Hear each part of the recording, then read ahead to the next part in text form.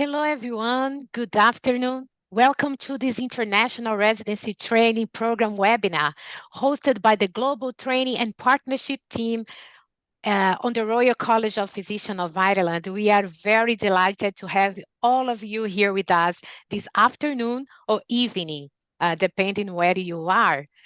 So Ireland has a long-standing tradition of providing postgraduate specialist medical training to the international doctors. RCPI has, in collaboration with the Health Service Executive of Ireland, developed a range of programs designed specifically to meet the needs of international medical graduates. For those doctors who are seeking residency training, there are programs available in internal medicine and pediatrics. RCPI's International Residency Training Program has been developed in conjunction with overseas partners since 2018 to give to doctors the opportunity to complete a core internal medicine and pediatric training in Ireland. In our session today, we are very glad to have a team of expert clinicians and staff that work hard and with a very hard passion to make this program happen. And we are very happy to have them with us this afternoon. They will share information about the program and their experience about living and training in Ireland. And saying that, I'm very honored to present you for all of them. So this afternoon, we have here, so just raise your hands when I say your name in my panel. Professor Michael O'Neill, he is the Program Director of International Residency Training Program in Pediatrics. We have also Dr. Asma Miliani. She is a recent graduate in Pediatrics. We have Dr. Sara Bukhari. She is a graduate in internal medicine. We have Mrs. Clina Martin, the Global Training and Partnership Manager at RCPI. Dale Finnerty, team leader at the International Training Programs team at RCPI as well. Mrs. Denise Haley, Center Director of Castel Education, and with her, Mrs. Hannah Flynn, Head of Postgraduate Service Castel Education. So thank you to all of our panelists for accepting to join us today. This session is being recorded. So if you feel that you are receiving so many information, don't be afraid. The link will be available for you to revisit it again and clarify your doubts in a few days after this webinar.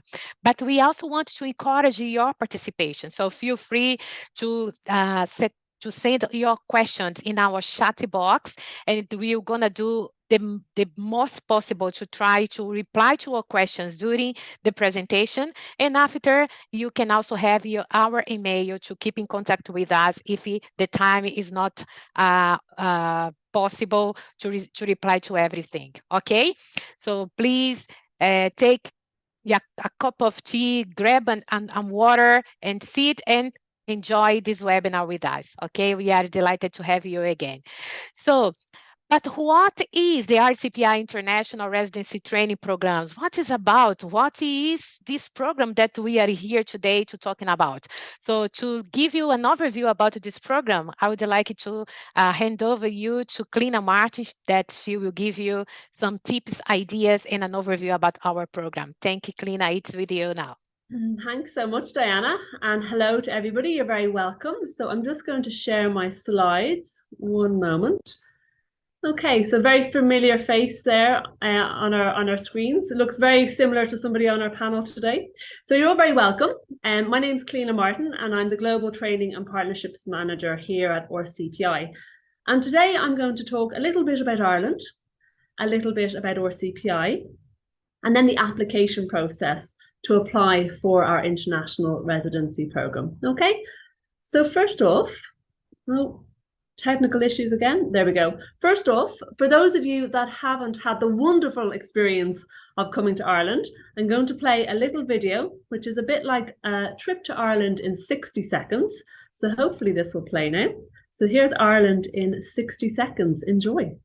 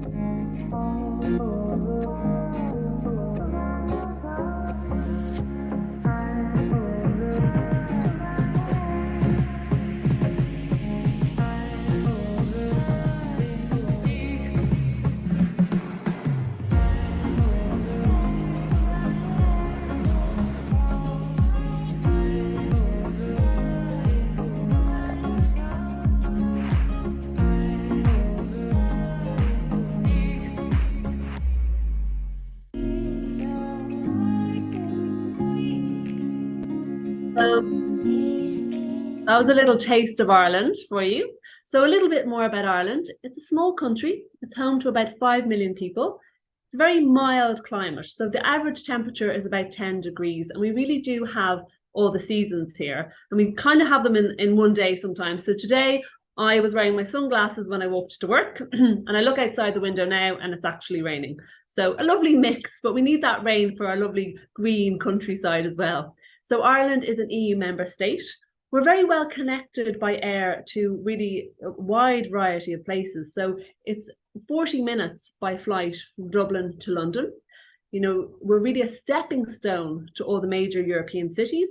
I myself was in Barcelona just for the weekend the other day. So we have a low-cost airline here called Ryanair. You might be familiar with it. A little bit like Fly Dubai or Air Arabia. So there's cheaper flights and it's very easy to get flights to all over Europe for a weekend or a little holiday when you're here in Ireland and doing your training.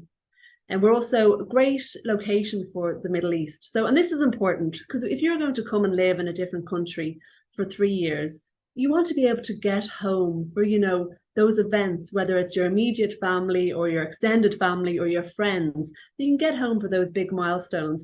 So the flight from Dublin to Dubai is just over 7 hours, so very manageable. And then also very close to North America as well. Similar time, just over 7 hours, Dublin to New York as well. English is the spoken language here, although we do have our native language Irish, which is spoken in small pockets of the country, but English is the first language and spoken by everybody. Ireland is a very friendly, very safe country and very multicultural society. About 12% of the population in the country are non-national, non-Irish, and we have about 7,000 international doctors from all over the world working in the country as well. And really, I'm sure most of you know this already, and that's why you're here, where Ireland is internationally recognised for excellence in postgraduate medical training here in RCPI as well. So a little bit about the Royal College of Physicians of Ireland. Our mission, very important and really will ring very true to all of you, is a globally connected community of doctors learning together to improve people's health. And that's really important because you're such an important part of that. So when you return home after doing your training, you'll stay in contact with your peers that you trained with the consultants you worked with, and their connections you'll have throughout your career as well. So really, really important global connections and to be part of that community. The college itself was founded in 1654, so really steeped in history, by Dr. John Stern as the Fraternity of Physicians of Trinity Hall. And since the foundation, the mission of RCPI has really been to improve medical education and patient care. So really encompassing both of those elements to its core. It was established in 1654 by Royal Charter, and part of what's offered within that, the first one, very important to all of you, postgraduate medical training. But that's not where it ends. You know, the college has something to offer you, even when you complete your training, return home, you're a member of the college, and there's things there to help you throughout your career at different stages. So specialist exams, professional competence schemes, continuing professional development, clinical leadership programs, research, QI and assurance programs, policy and advocacy. And these will be important at different points, different milestones throughout your career for different reasons as well. So a little bit about our faculties and institutes. There are 6, but really 2 of them are important today. So the Institute of Medicine and the Faculty of Pediatrics. So that's our residency programs are offered within both of those, that institute and faculty. So the training programs look like this. So, you know, the national Irish trainees do their basic specialist training, which is 3 years, and then higher specialist training, 4 to 6 years. Now, our international trainees like yourselves would come and do the international residency training program, 3 years. And then after that, there is the clinical fellowship program, which is 2 to 3 years. Now, the important thing today, we're really just talking about the first two squares there or rectangles. So the basic specialist training and residency training program, both 3 years, both identical. You'll be training with your Irish peers and also, you know, trainees from around the world, other places in Europe and the United States. So you will all be training together. It's all in one. So a little bit more about the programs themselves. They are based in the hospitals, so it's hands-on clinical training. They are 3 years in duration, and there are rotations, structured rotations across the different specialties and hospitals as well. So that depends on your curriculum. And at the end of the 3 years, you will complete your membership exam, the MRCPI, in the relevant specialty during your training. And that's important to note as well. Within the training, there are really, 4 core elements. There's the clinical hospital-based training, and then, there's your procedural and your practical skills that you'll gain as well doing those procedures. There's the core academic program and part of your curriculum, and then the annual evaluation of your progress. So at the end of each year, there will be a formal evaluation to see how you're tracking against your curriculum as well. And that's very important to ensure you're meeting all those milestones or what needs to be done to ensure that when you graduate after the 3 years, you have achieved everything you need to and can really go home and progress to the next stage of your career. There are a lot of supports, and I have to say that's something that RCPI are really light years ahead of other programs. The support they offer, both clinical and other support, which we'll talk about later, I'll talk about later, and also Denise and Hannah will as well. So in terms of clinical and academic supports, you'll have your program director, and they'll design the program curriculum, and they will also help select the trainees who are successful in joining the program, and also obviously provide support to the trainees and the trainers as well. You'll have your clinical tutor, and this is very important. So the clinical tutor will help you to prepare for your MRCPI Part 1 if you've been offered a place in the program, and then also will provide tutorials for Part 2 of the exam as well. And also just, the general helping you, get to grips with the, a new country, new healthcare system as well, to help you to adjust to that change. So there is that level of support there within the clinical and academic environment for you throughout your 3 years. Now, looking at residency in internal medicine, so trainees must complete at least 3 of the 5 core elements, okay? And then there'll be rotations. So there's cardiology, endocrinology, gastroenterology, geriatric medicine, and respiratory. So you need to do at least 3 of them. Many people will do all 5. And then there's also, if you wish, there is an opportunity to do an elective within the last 6 months in your chosen specialty, and that has to be agreed with your program director as well and the training site. And then at the end, you will have your achievement of the MRCPI as well in successful completion of that in your area. And obviously our doctors will talk in detail more about this later on. And then pediatrics, there are different rotations. So your first 8 months will be in a regional or secondary care site, the following 22 months at a tertiary care site, and the remaining 6 months at your original care site. So you'll have 14 months in general pediatrics and 22 months in the subspecialty rotations as well. And Professor O'Neill will talk to that in more detail later on in the webinar as well. So a little bit about Ireland. As you probably can tell, with a population of around 5 million, we're quite a small country. So the different hospital groups are based in Dublin, Galway, Limerick and Cork, as you can see there on our map. Now, just to give you an indication of the size of Ireland, you can drive from Dublin to Cork in about 2.5 to 3 hours. Okay, so it's a small country, it's easy to get around. And even when you're based in whichever city, it's also really easy to get around as well. And some of our trainees have said they really loved living in Ireland because they could walk to work and they could go for walks and enjoy the beautiful parks and the coastline and things like that, which don't always get the opportunity to do in their home country because of the weather. So it is a lovely bonus as well. So as I said, there are a lot of supports and with the clinical but also with your relocation and program supports. So, we understand that moving to a new country, it's a really big deal. And if you're moving with your family as well, there's an added kind of worry with that as well. And we're here to help you, make that transition very easily and seamlessly. So first of all, and Castel, Denise will talk about this in more detail, but we offer English language tutoring. So if you're offered a place and you don't quite have the English language requirements, we offer tutoring to get you to the correct level. Relocation support, and that includes for yourself, and also if you have children and they need to go to school here, we'll help with all that as well. You'll have a dedicated program coordinator and program management team that are there for you throughout your 3 years to help you with any difficulties and any questions you may have. And then there is a dedicated program director for each specialty and their overall associate director. We also offer, health and well-being and much, much more. So really, we are here to support you, not only with your move to a new country, a new healthcare system, but throughout the process for your 3 years to make sure that everything is going well and you adjust and are settling in and, learning, but also enjoying your time in Ireland and with RCPI. So the application timelines, applications are open and they have been open since the 4th of July and they will close on the 30th of September.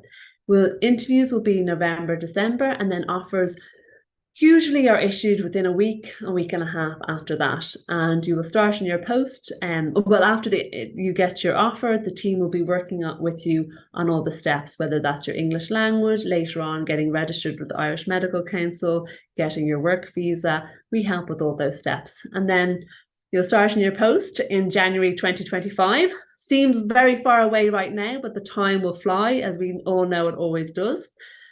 So you can access the application link online, but also, just email us if you'd like us to email you the application link. That's no problem.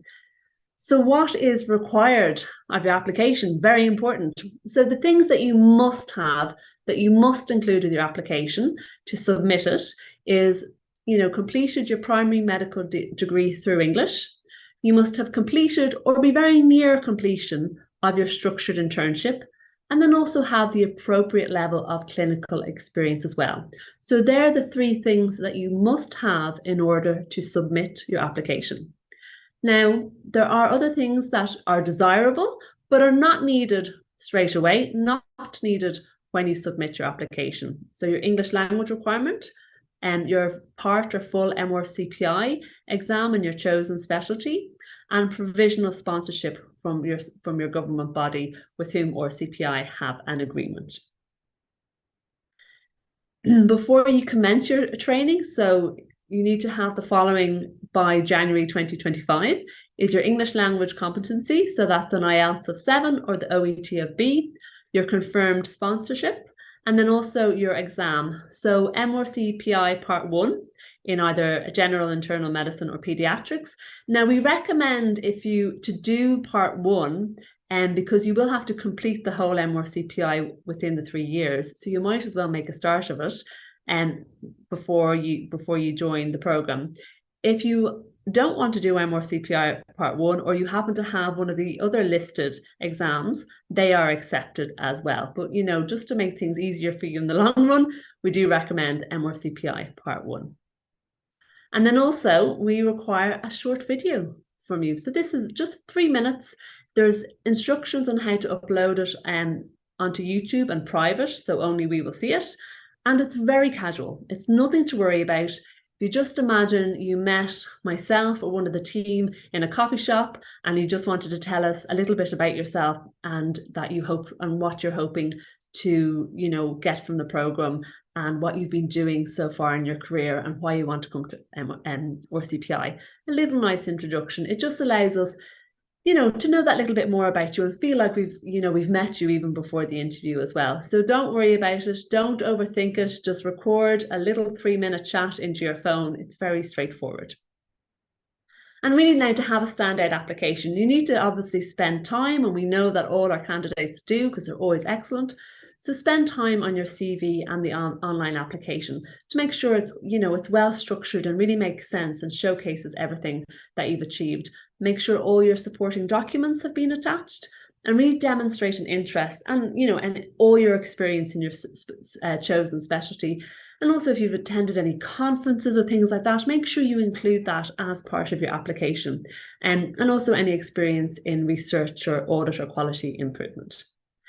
Now, myself and Diana are always here to talk to you. We love talking, so you can always email us. We can have a Zoom call with you. But if you'd like to speak to some of our doctors, now we have 2 doctors with us today on the panel, which is excellent. But if you'd like to speak to some of our doctors who are currently training, or you can just scan this QR code and you can chat to them online as well. And they can tell you their experience to date and share any tips that might be relevant with you as well. And that is it from me. Thank you, and Shukran. And as I said, we're always here to talk. So you can email us on internationalaffairs@rcpi.ie. And I'll hand you over to Hannah now. Thank you very much.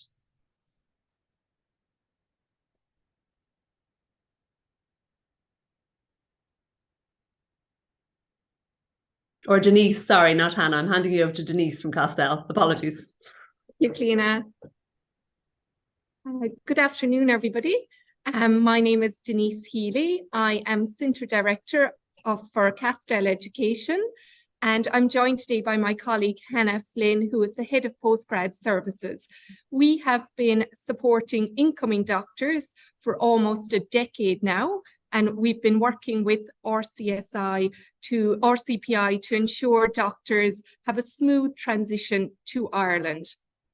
So this session, for the next few minutes, I'm going to speak about the English language requirement for the Medical Council of Ireland and the HSE, a little bit about the English language tuition that we provide if you haven't already met your IELTS or OET requirement, and a typical doctor journey with Castel Education and all of the pre-arrival and in-country supports that are there for you to make your transition as smooth as possible. We have a team at Castel Education who work closely with doctors coming to Ireland. We are very aware that it is a daunting experience moving to a new country. So that is why we work closely with RCPI to ensure that you are supported and feel comfortable transitioning to Ireland. So in relation to the English language exams that are accepted by the Medical Council of Ireland and the HSE, there are two English exams that are accepted. The first one is Academic IELTS Certificate, and IELTS is the International English Language Test. And upon application, this certificate has to be dated within the last 2 years. And a candidate is required to have an overall band 7 with a minimum score of 6.5 in each skill. So that's listening, reading, writing, and speaking. Alternatively, a candidate can choose an OET exam, which is Occupational English Test. And again, that has to be dated within 2 years upon application. And in this exam, a doctor is required to have a minimum grade B in each skill. So the mode of exam that's accepted by the Medical Council and HSE is a paper-based exam in centre, either IELTS or OET, or a computer-based exam in centre.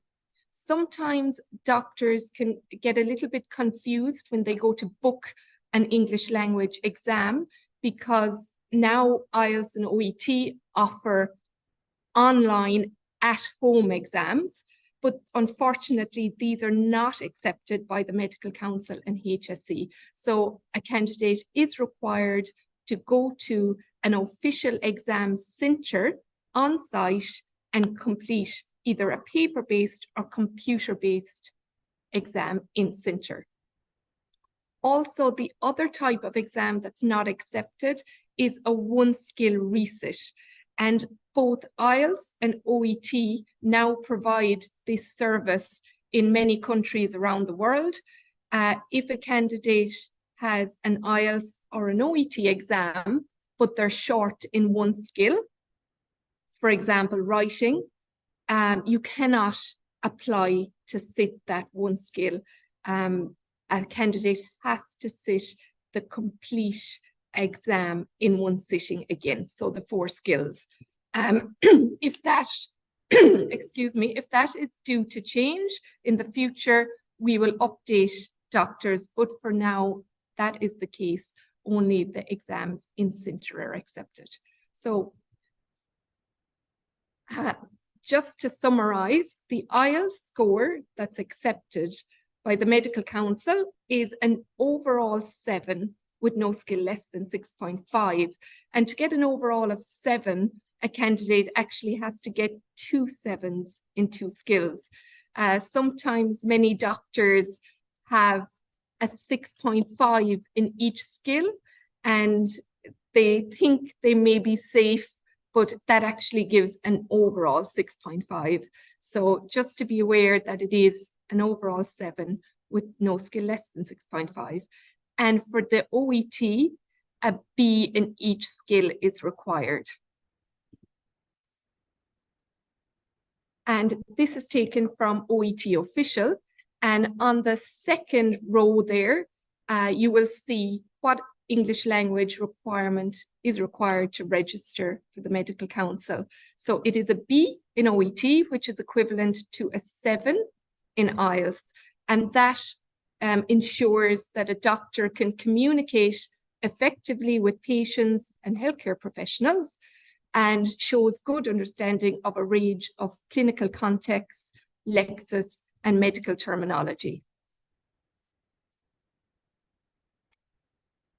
So when candidates go to apply, for example, the OET exam, if that's the exam of their choice, this is available to 12 professions, as you can see here on this slide, but doctors are required, obviously, to apply for the medical OET exam.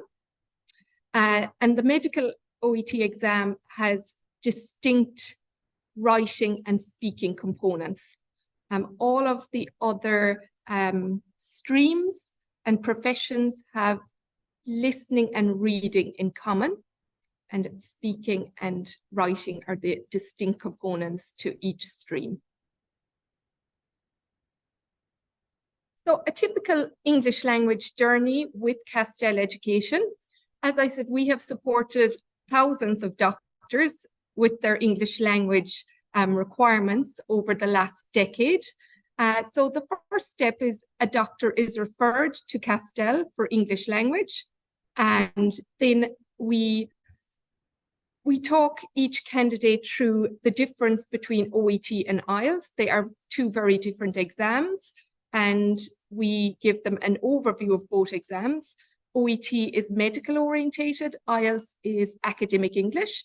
And from our experience, doctors tend to perform better in OET compared to IELTS. So we really encourage OET as an exam of choice. But all of our tutors are IELTS examiners and OET professionals. So we have the capability of delivering both types of exams. So we establish any linguistic gaps that a candidate has in a particular skill. We assign the doctor to an individual expert tutor. And as I mentioned, a lot of our tutors are IELTS examiners or OET interlocutors.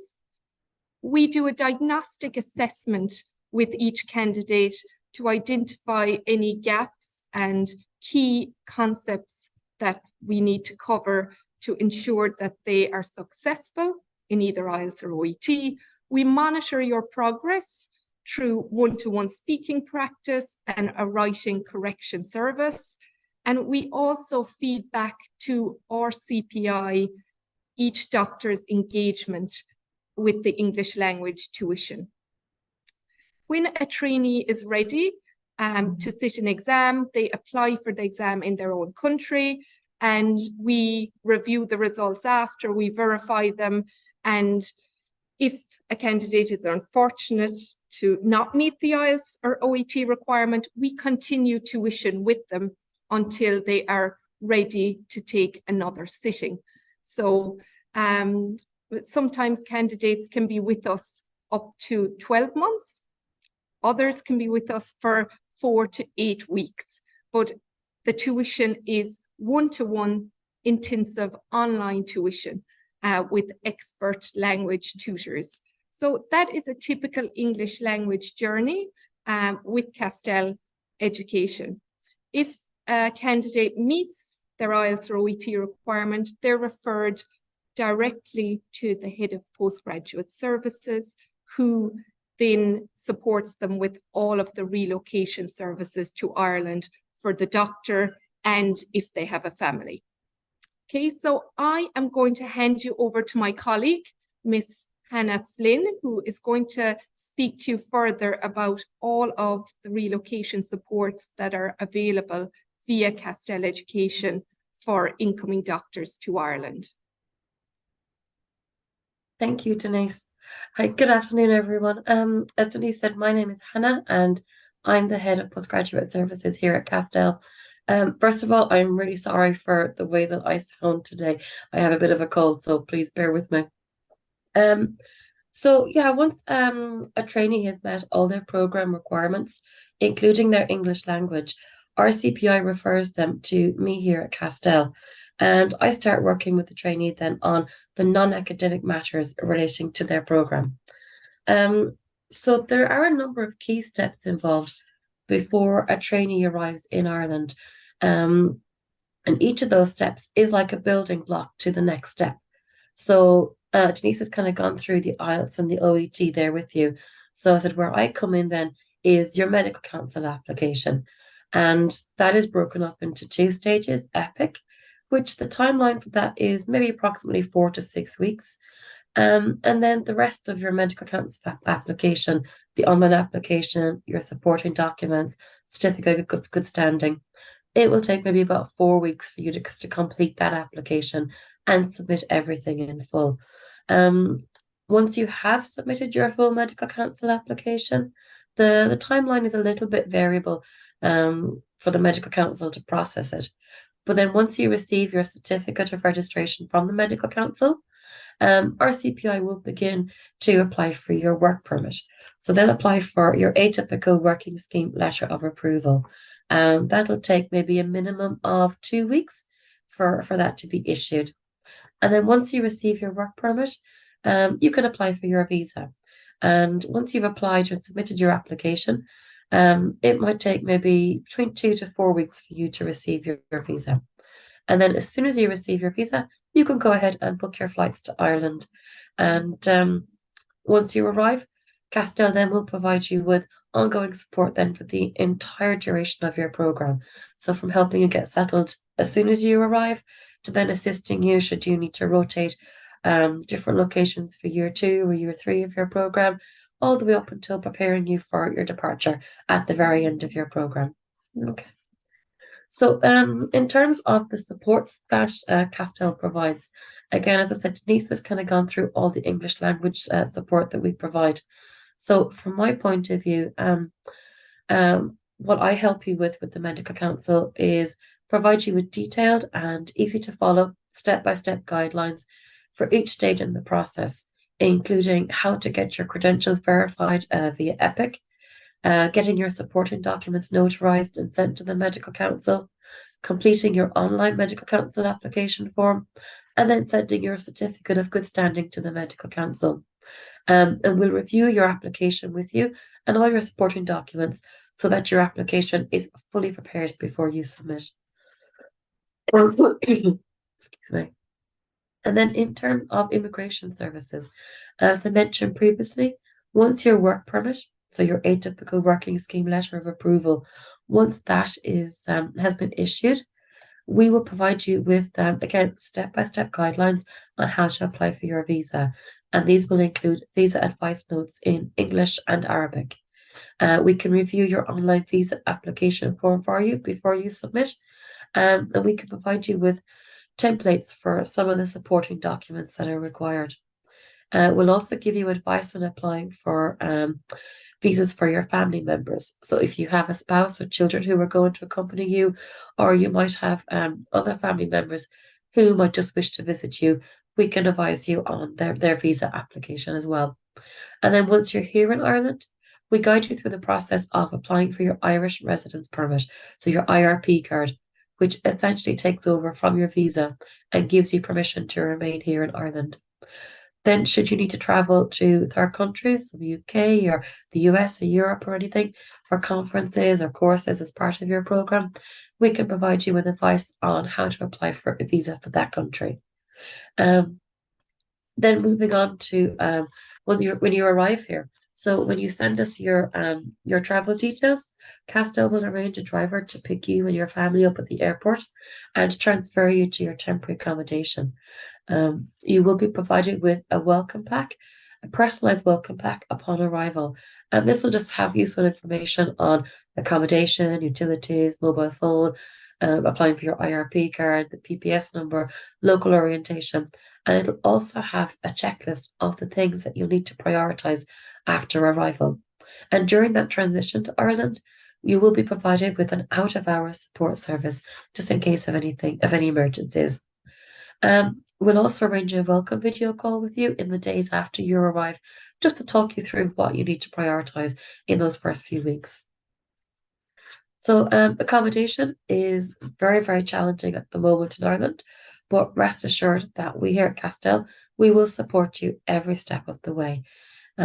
We provide you with advice on temporary accommodation options, so hotels or short stay apartments, just for your initial weeks in Ireland.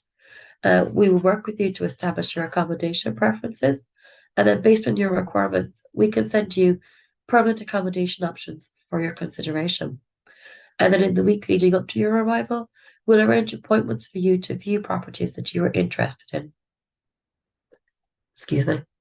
Then we're happy to liaise with the agents or landlords on your behalf, help you submit applications for properties that you're interested in, etc. And then once you secure a property, we can review the lease for you before you sign, and then just provide you with any move-in advice and advice on setting up your utilities. For those trainees who are coming with children, if you need any school childcare for them, again, we can support you in this. We can contact schools and crashes just to establish vacancies and forward you on options for your consideration. And then when you arrive, we're happy to arrange appointments for you with those schools and crashes for you. In terms of settling in advice, once you're settled in your permanent accommodation, we will give you information and advice on opening an Irish bank account, mobile phone options that are available to you, setting up utilities such as gas, electricity, broadband, TV, etc., obtaining your private health insurance, giving you information and advice on driving in Ireland, renting a car or buying a car, information on applying for your personal public service number, anything like that, any questions that you might have about living in Ireland. In terms of local orientation, if you need to register with a GP, we can research and send you GP options that are close to your accommodation. We can give you information and advice on public transport options in your area. And then contained within your welcome pack, we'll have some information on local prayer facilities and ethnic food shops. And then, as I mentioned earlier on, we're here to support you for the entire duration of your program. And some of those things that we will support you with is, so when the time comes for you to renew your IRP card, we'll advise you on how to do that. Should you move to a new clinical site, we can support you with advice on moving out of your current accommodation and assist you with securing new permanent accommodation. If you have any further educational requirements for your children, we're happy to assist you in that. Again, as I mentioned, with the third country visas, we can advise you on how to apply for those visas. As likewise, if you have family members coming to visit you, we can provide you with that advice. Every year in June, you'll need to renew your registration with the medical council, so we can talk you through how to do that as well. And then at the very end of your program, we'll provide you with information and support on moving out of accommodation, closing your bank account, and making your final departure arrangements. So really, any questions or issues or anything that you have of a non-academic nature throughout your program, we're here to help you and support you and guide you. So thank you very much for your attention, and I'll hand back to Diana now, if that's okay.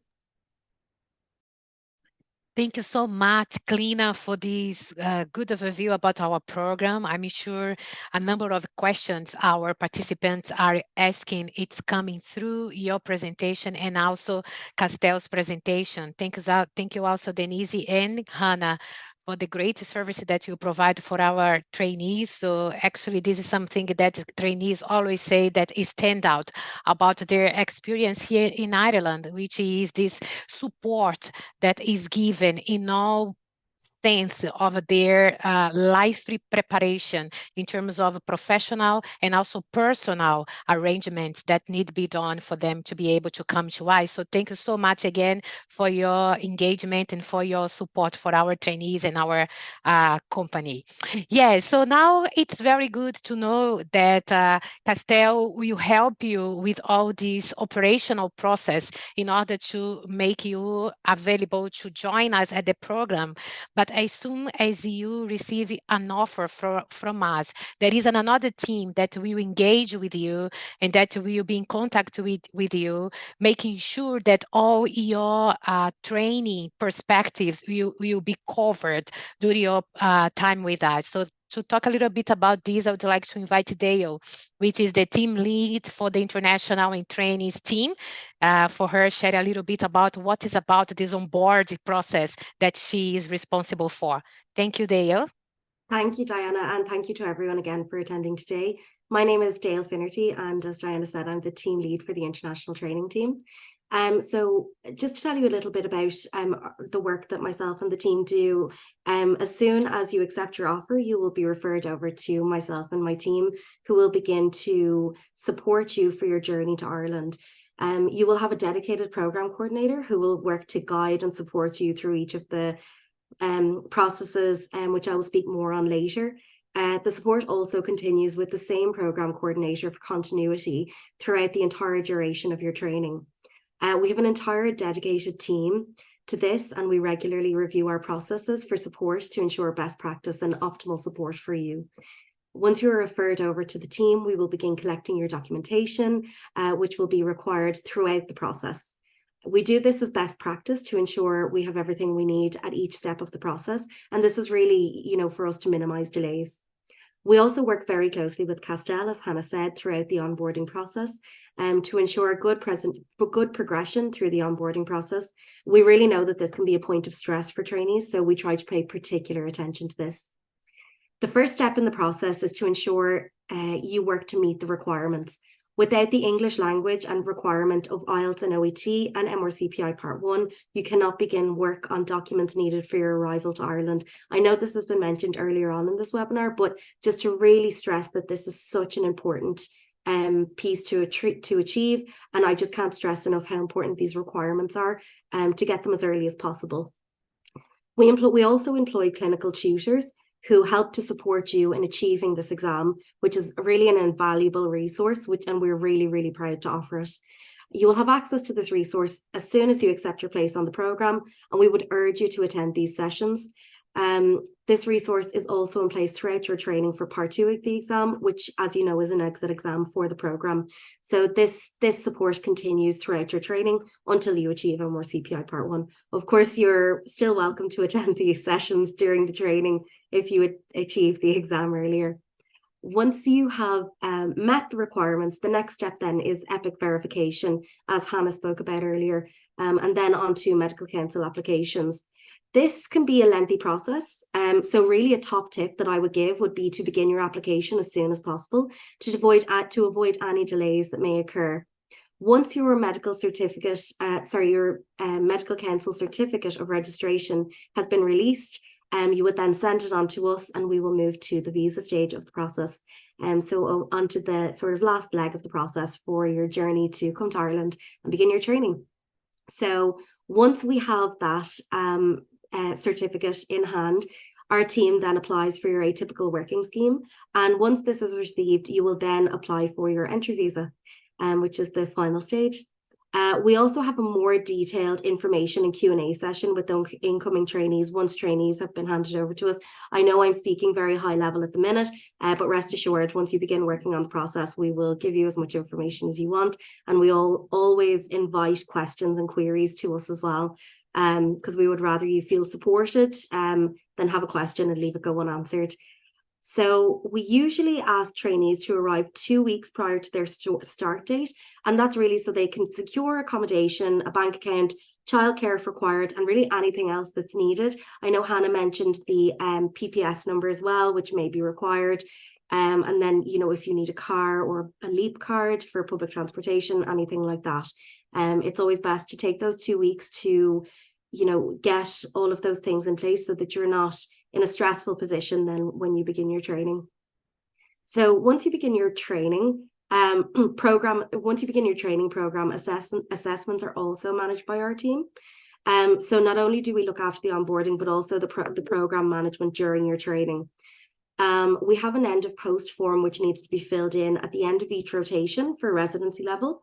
And these will be taken into consideration in your formal end of year assessment with yourself and your program director, which your program coordinator will arrange and also attend. We use an online e-portfolio, which you will have access to. This is where you can track your training and is also directly linked to your curriculum with a built-in progress report. Each form that you fill in for each area of your training, which correlates to your curriculum, then translates to this progression view. So you will be able to easily view your progress, and it is quite user-friendly as well. Upon completion of your training, we also release the certificates prior to you leaving Ireland, and this is to facilitate time for you to complete any in-country verifications before returning home. So if you need to run them by the local Ministry of Foreign Affairs or any local bureaus, that you will have time to do so before you leave. We also understand how important it is for a trainee to feel supported throughout their training. And we always highlight that issues or concerns should be brought to us as soon as possible. Again, we really have such a really high emphasis on support, and we would always like to know about the issues before they become bigger issues, so that we can try and help you to make them not issues anymore.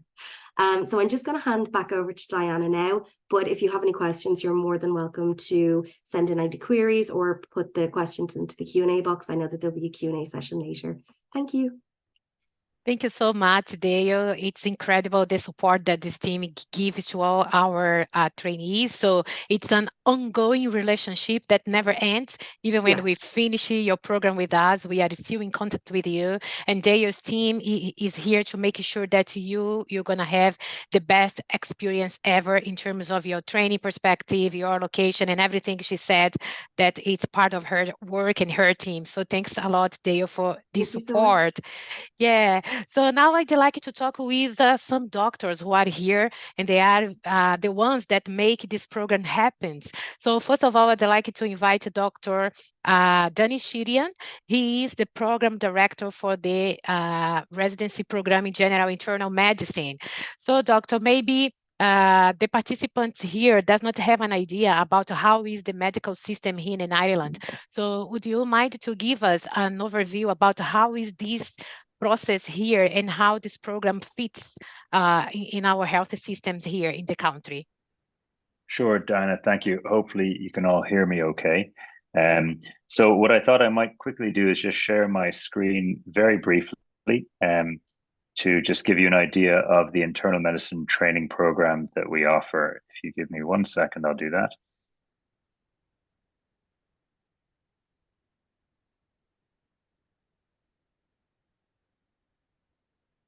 Okay, so hopefully everyone can see this screen. So, you know, you're all very welcome here, and I'm delighted to see that there's been so much interest in the residency program that we offer here in Ireland.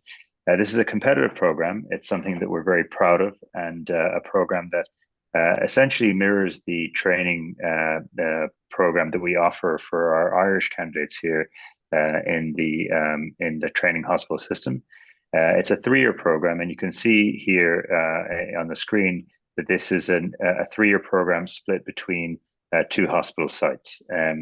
Half of the program will happen generally in a large tertiary referral centre, and half of the program will happen at a slightly smaller hospital, but with a very busy population of general medicine. There are core internal medicine rotations that all trainees must complete. And in general, while we say at least 3 of 5 is the mandatory based on the Irish model, all of these are generally undertaken by all specialty trainees. And of course, we do encourage subspecialization and opportunities to pursue fellowships as well. Therefore, we, where possible, endeavor to provide more of an elective type opportunity where either people can, say, repeat a cardiology rotation if they have a particular interest in cardiology or GI or endocrinology, to give them more exposure and perhaps give them a good footing to apply for fellowship programs as a result. Of course, the MRCPI is critical for completion of the program as well. So just in terms of where in the Irish training model you will fit, the Irish training model starts after medical school, like yourself, with internship, and this is generally split between medicine and surgery. And following this is what we call BST, or basic specialty training. This generally takes 2 to 3 years in the Irish model, and we call these young doctors senior house officers, or SHOs. These are the equivalent of residents, and this is essentially where the residency program candidates will fit in. They'll be one of the SHO equivalents. More senior to that, we have our higher specialist trainees or specialist registrars. In Ireland, they generally spend, after their residency training, another 4 to 6 years, including an MD or PhD, and then following on from that, a fellowship, and then on to consultancy. So the support model that we have clinically is very robust in the sense that you will have an intern working with you to help with jobs and clerical duties, etc., and reviewing patients.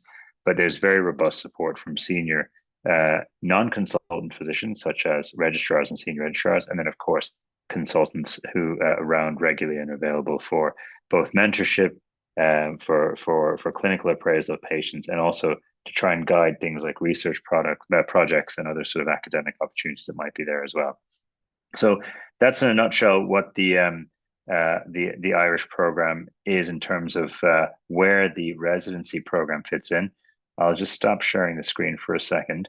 The advantages, I think, to the Irish program compared to a lot of other programs is the hands-on nature to this. This is very much a program that is built on the fact that the consultants and trainees that support the program so well, and our clinical tutor, mean that there's a really robust hands-on clinical experience, not a series of lectures, but rather you're really thrust into the clinical environment, on calls, clinics, busy patient lists, and it's through a huge volume in a supported environment that you actually get good exposure and a well-rounded general medical experience. So I'll finish there for the time being. Happy to answer any questions now or at the end as well. Thank you so much, Doctor. I think it was very clear and could give a very good overview to our participants. How is the system?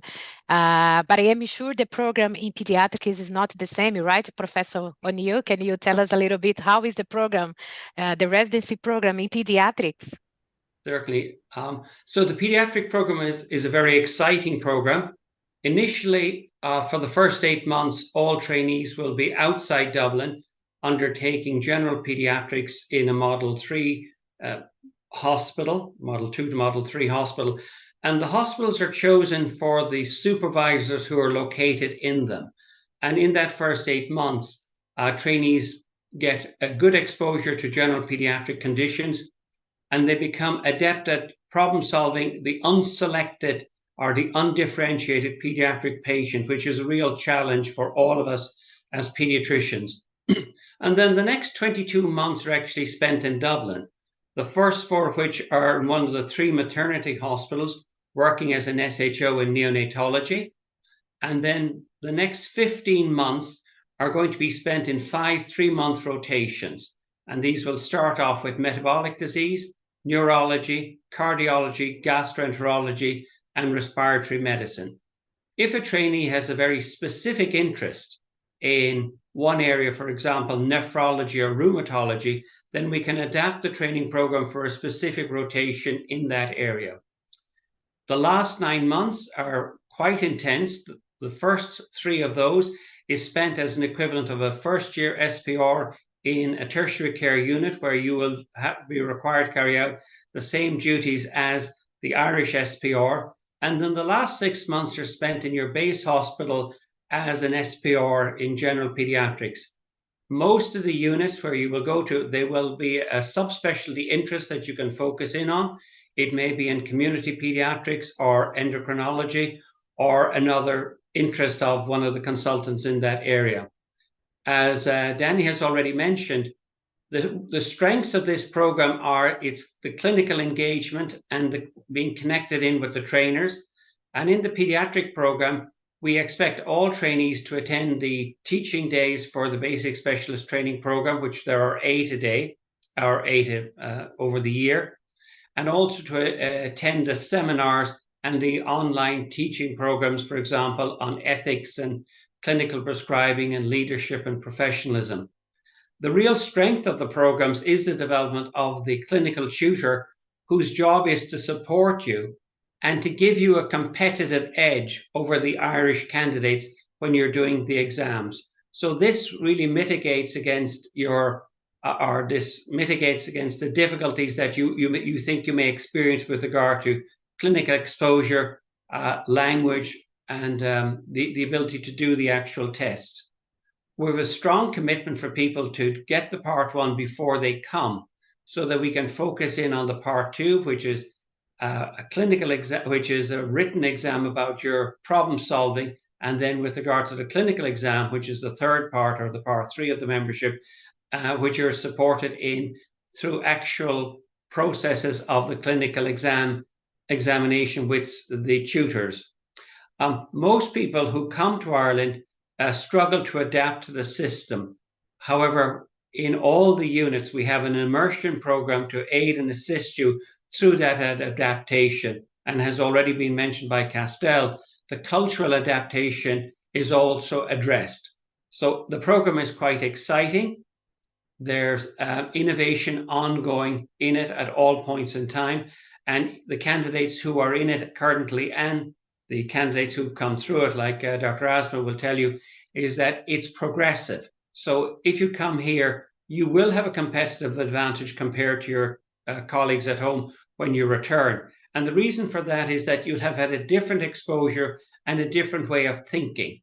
And I think for your future career, it gives you a distinct advantage because you've actually been exposed to the novel approaches and to a culture of strong clinical education and strong evaluation of clinical work. I think it's exciting, and I hope those who apply will be successful. Thank you, Dan. This is great, Professor. So both programs are really exciting, very hands-on, and as far as both doctors could explain to all of you, a lot of support in terms of supervision, guidance, and also training as well. So it's a very good opportunity for you doctors looking for an exciting and very dynamic experience in training for residency. Thank you so much, Dr. Danny and Professor Michael, for your explanation and clarification about the programs. Now I'd like to invite 2 doctors that graduated from us recently. So Dr. Asma Miliani, she's a residency graduate in pediatrics. She just graduated last June. She's from Saudi Arabia. And also we have here Dr. Sara Bukhari. She graduated in internal medicine in 2021. And now she's living a very exciting experience that she's gonna share with you all. So both of you doctors, can you tell a little bit for us about your experience of living and training in Ireland? How did you find out your training and your program during the time you were here with us? Maybe we can start with Dr. Asma and then Dr. Sara. Hi, so thank you all for inviting me to be part of this webinar. With regards to my experience in training in Ireland, it's been largely a very positive one, and I reap the benefits of that even now when I've moved back again to Saudi, and I've seen the difference between me and my peers. What Dr. Danny and Professor Michael have mentioned with regards to the advantage of this program being very clinically immersive is 100% correct. We learn a lot from being hands-on with the patients, from a lot of exposure in terms of clinics, virtual clinics, and being in the emergency department, making clinical decisions, obviously supported and supervised where appropriate, And it really does lead to a very steep improvement in our clinical acumen and in our approach, even in developing our way of thinking. I found the professional environment to be very supportive and very accepting.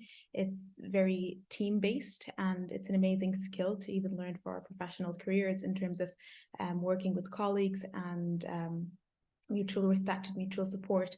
And it's very cohesive in that nature. It's been a great experience. It's been a great opportunity overall, and I definitely am very grateful and happy that I have chosen to apply for the IRTP program in pediatrics. The support even from RCPI has been continuous from even before coming into Ireland, even from Castel and throughout my period of training, and even after I've moved back again to Saudi. I'm still connected with my colleagues and with RCPI, who have still shown considerable support to this day. Thank you. This is amazing, Dr. Asma. Thank you for sharing your experience with us. Now, Dr. Sara, can you tell us a little bit about your experiences and about living and training here in Ireland? Hi, thanks, Diana, and thanks, everyone. I'm not sure if you can see my videos, but I will. Yeah, we can see and hear you very well. Perfect. So I was just going to mirror what my colleague, Dr. Asma, said. Like training in Ireland has been excellent experience to me. From the beginning of like moving to Ireland, starting the registration process, everything was very smooth with working with Castel. And then the training itself, I think the most important like standout feature of training in Ireland, as everyone said, is the clinical hands-on training that you don't usually find in other training programs. So, and the fact that you will get into a like different like hospital environment between like a secondary hospital to like tertiary hospital, you will get experience from both, and you just widening your clinical exposure. I think for me, my experience has been excellent, and I really enjoyed my time in Ireland, both like doing my clinical and training, as well as just spending 3 years in the lovely Ireland and enjoying every bits of it. That's great, Dr. Sara. And now, after 2 years of your program, what are you doing? Where are you? What are your next adventures that you are involved with? Yeah, so for me, after I finished my 3 years, I went back to Saudi. I was registered as a clinical specialist in internal medicine. I worked for a year and a half, and then I got these opportunities to come and do fellowship in nephrology in Ireland. In Canada this time. So I just started my training here in Canada in McMaster University in July. So this is my second month. Yeah, this is where I am. It's a new chapter, but you can ask like anything you want about like things. Yeah, this is super. Yeah, so you really enjoyed your international experience, and now you are in a new one. So we wish you all the best in this new experience. We know this is a pathway that a lot of other doctors also would like to do. So it's good for them to know that your experience here is well accepted when you are back in Saudi, and also in other continents like Canada. So it's very good to see your progression and your future going forward. So congratulations on this achievement. Okay. So Dr. Asma, you just came back to Saudi, and how are you doing? How is the experience being back, and how do you feel the experience of being back after comparing to Irish and after being here for 3 years? So what are you now in terms of your progression and your future? Well, it's great to be home. That's one thing. It's always sunny in here, but I do miss Ireland. I do miss my work as well there, and even the environment. I've noticed from a lot of my colleagues and my peers a very positive feedback and remarks about my level from a professional perspective, and even from a clinical perspective, having dealt with a lot of stress and a lot of high volume and a lot of different kinds of complex patients in Ireland, which is one of the benefits of the programme, that every time we do a subspecialty, we do it in the National Specialist Centre for it. Say in cardiology, it was in the National Cardiology Centre, and metabolics, it was in the National Metabolic Centre, and nephrology, it was in the National Transplant Centre. So this has given me an edge and an advantage over others who most of their residency would be spent in a single centre or maybe in 2 or 3 other centres. It's great. I'm currently working on my classification as a clinical specialist, just as Sarah, and I'm hoping to go for a fellowship in Canada as well. It's great because there's the Irish community is very well connected, even in Canada, and a lot of the program directors over there and a lot of my colleagues who I worked with in Ireland are also now training in Canada. So hopefully all positive that I'm looking forward to. Yes, it's gonna be, Asma. So you did a great experience here, and you were such a really engaging ambassador for our program. So Asma, for all your audience here, she's the first graduate in the PEDS program. So, and she has been a great light for this program. So we are very proud of you, and there is no doubt that you're gonna get all your dreams and all your target is on your career. So we wish you all the best back in Saudi Arabia, and also with the fellowship planning to Canada. Yeah, so thank you so much. So I'd like to invite Dr. Dani and Professor Michael again. So now is the time of this preparation for these doctors. They are preparing. They have so many questions about the process, about interview, how to stand out an application. So what kind of recommendation, Dr. Michael and Dr. Dani, do you give to the candidates who are looking for to succeed in the interview, in being invited to receive an offer for this program? Maybe first Dr. Dani and then Dr. Maki. Sure. Thanks, Diana. So, yeah, I think interview prep, as it would be in any job, is critically important. But to me, one of the things that stands out is obviously a candidate has to have a very good understanding of what the program is. So you have to really know what you're applying for, and what you hope to do with that training. So what is your career pathway? What is the vision that you have for your career, where you're going to work, etc.? Do you have a fellowship that you might be interested in down the road, etc.? So knowing about the program, which is readily available from the webinar, and obviously the website as well, is important. It's something I tend to ask all the candidates to see if they have actually looked into it or not. The second thing is making your CV clear and concise, making sure that your dates of graduation, highlighting any particular honors or accolades that you have is very important. If you've done any research, to highlight that as well is very important too. And of course, all the program requirements in terms of the English language exams and various other exams that have been outlined today, to make sure that those are clearly marked and highlighted, that those elements have been completed, will all make a very strong candidate, in my opinion. I'll pass you over to Prof. O'Neill. Okay, well, Danny, I would reiterate what you have said.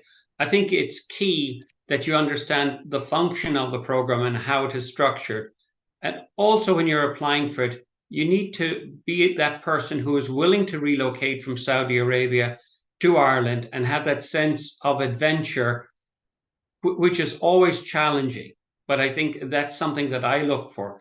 And then I think the other thing is that if one is successful at interview, then that one prepares assiduously and aggressively to get to Ireland as quickly as possible. This program is a very good stepping stone for future you. And I think that's one of the things you need to understand, that I'm doing the program because I have my direction of travel sorted in my head. And I think that is something that is important, that a lot of people just think maybe a year or two in advance. No, you need to be thinking where you want to be after this program, to make sure that it's right for you. So ultimately, I think people who will apply for this are going to be interested in subspecialty work rather than general pediatrics. So that would be my thought.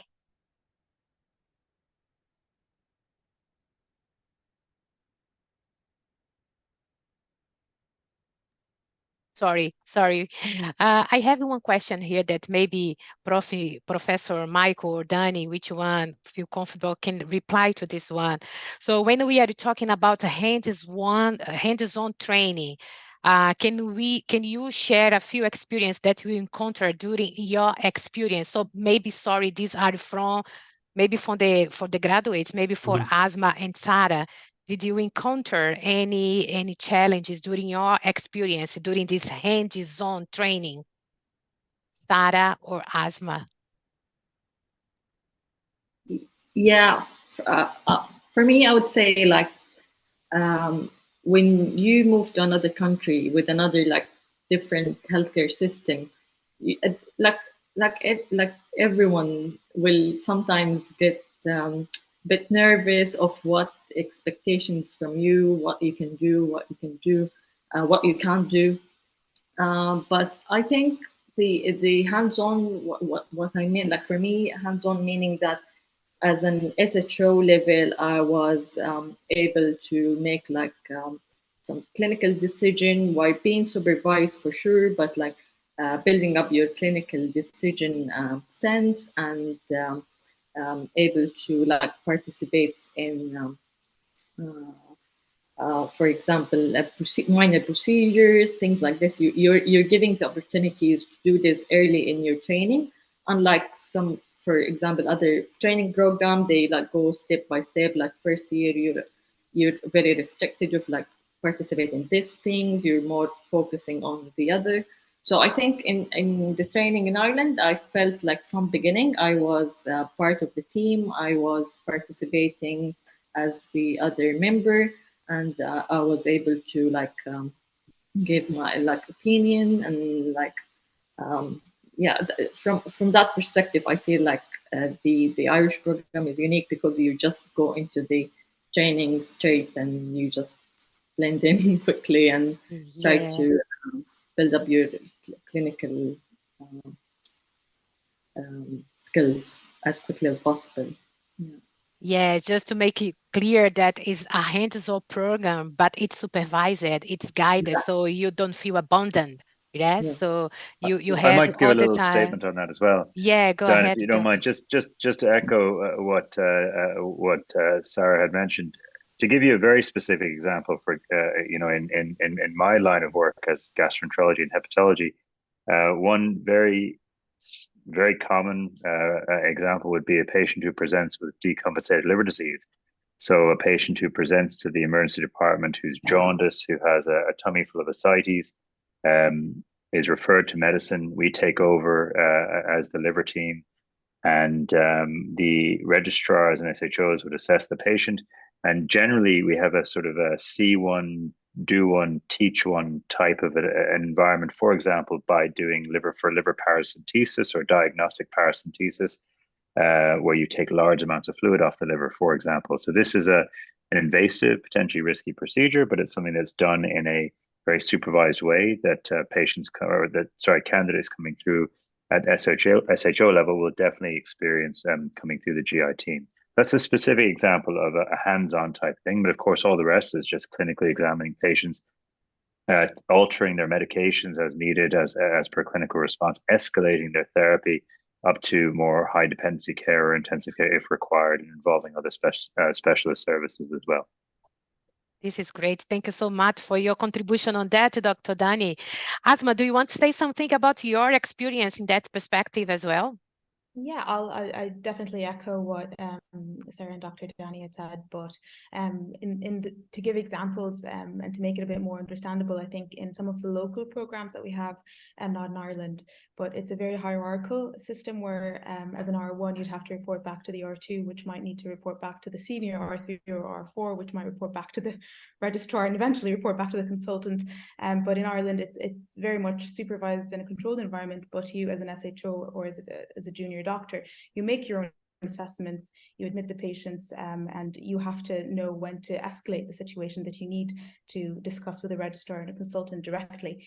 And there's many procedure involvements, like we do the bloodletting ourselves in Ireland, we do the cannulations, the Foley catheters, things that maybe in a local programme would be more of, within the nursing team's roles, but we're very clinical. We're very reliant on our own clinical instances. And for example, in one of my jobs in nephrology, I was a registrar at that point, but on my first day there were 3 transplant patients, and of course the consultants were involved, but I was directly involved in their care and in overseeing their management, their admissions, and their plans.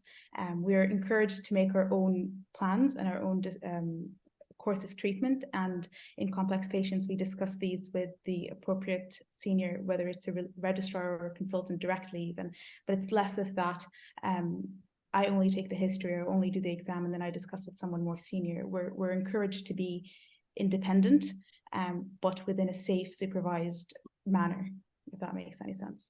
Yeah, this is great. Autonomy with responsible supervision, right, Asma? Yes, Prof. O'Neill, anything else on that regard? I would echo that, and I would say to you in pediatrics per se, history taking and understanding the nuances of symptom complexes is something that has to be explained to you once you've done it. And I would think on the one-to-one experience that we have on rounds, because our teams are quite small, you can get that individual clarification of how your thinking needs to be modified. And that's the essential skill, because once you understand your thinking, your stress levels will fall away, because you say, well, I know this bit. And then you can say, well, I'm uncertain about that bit, so I need clarification. And that builds your competence. And then with time, you become more and more competent, but with understanding, as opposed to, well, I've done it before, but I don't really understand what I'm doing. And I would say to you is that we do encourage the trainees to explain their thinking, why they believe something is, and if it's not quite what it is, to explain the nuance of why it isn't. And I would say that the system is very flat here. We expect the SHO to contact the registrar, or the SHO, if the registrar isn't available and they're worried, to call the consultant to say, I'm worried about X, and to get that direct feedback. So, while it can be pediatrics, I would say to anybody who's thinking of going into it, is stressful. However, if you are in a good environment, that stress, while there, you can manage it. So. Yeah, thank you, doctors, for your great clarifications and contributions on that.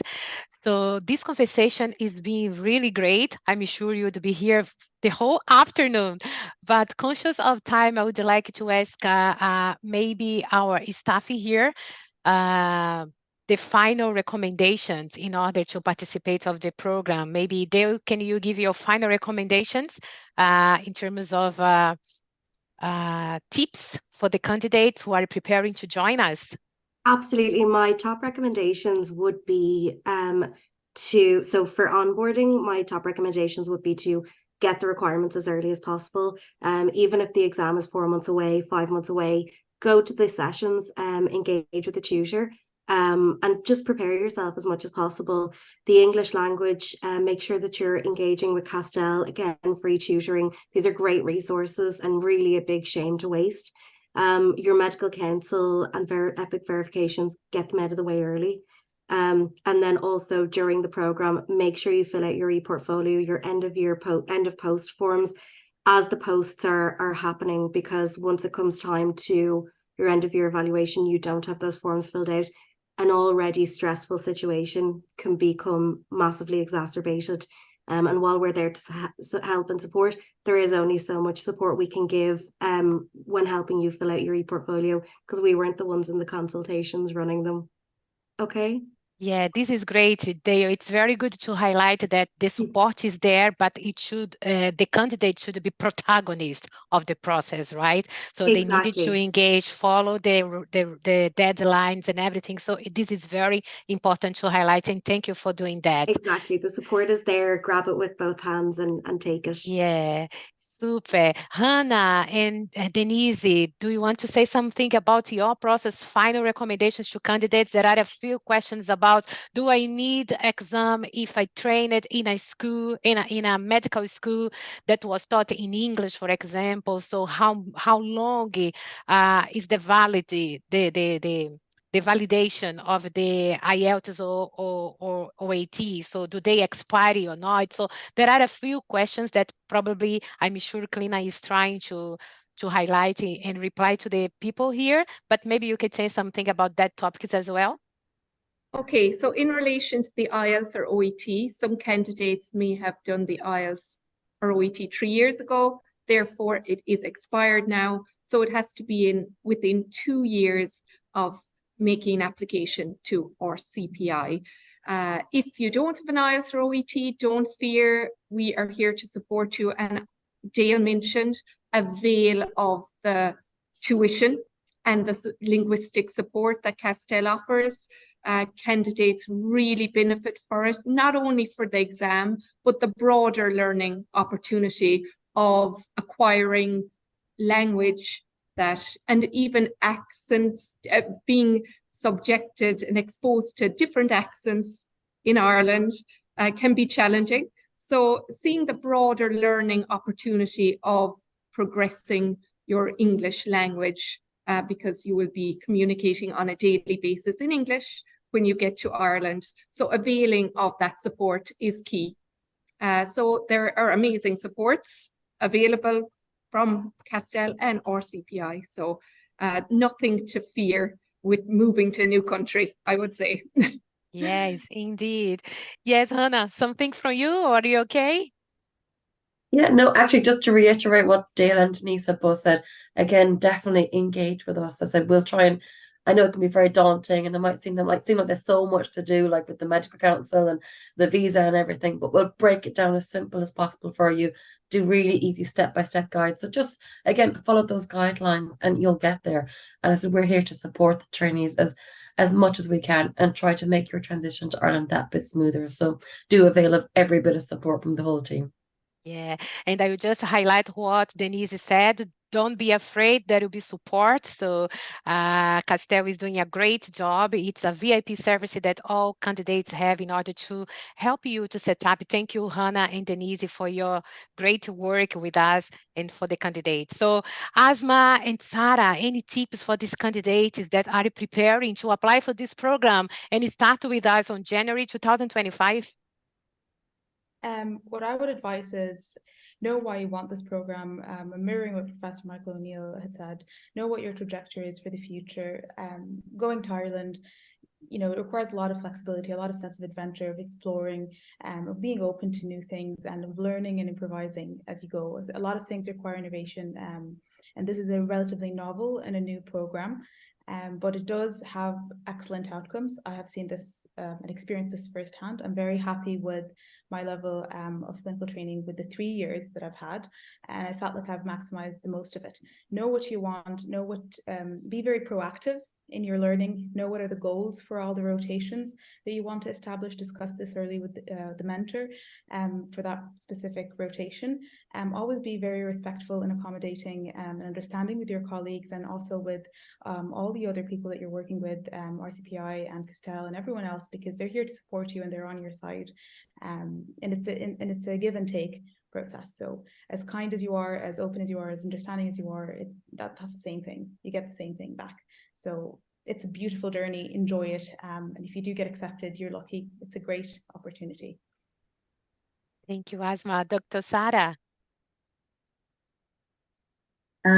Yeah, for everyone who's considering applying, I would highly recommend this training program. It's very, very well structured, and you have a lot of supports from being from the time you're at home until you move to Ireland, and also after you leave the program, you're still supported, and you have great connections with the college itself, as well as if you ever work anywhere, you will find people who know you, the consultants you've worked with. There is a great connections between the Irish physicians and global physician, I would say. And this training program has opened up a lot of doors for me, and I'm forever grateful for the opportunities. And if everyone is have any like concerns or anything, I would say read more about the program itself, know what you want to gain from like training, and hopefully you will, I'm sure you will never regret doing your training in Ireland, because it's a great opportunity. Yes, thank you again, Dr. Asma and Dr. Sarah, for your time with us, for trust in us and do your experience with us. Thank you for being here today and share your experience. I wish you all the best on your journey, Dr. Sarah, in the new adventure over there in this new chapter in Canada, and also Dr. Sarah back home, preparing to a new adventure very soon. So thank you a lot for your contributions and for all what you are doing for the program and for your professional careers. Congratulations. So I don't know if Dr. Michael and Dr. Danny has something else to say, or? No, I'm good. No? Are you good? Also good as well. Hopefully you'll consider applying.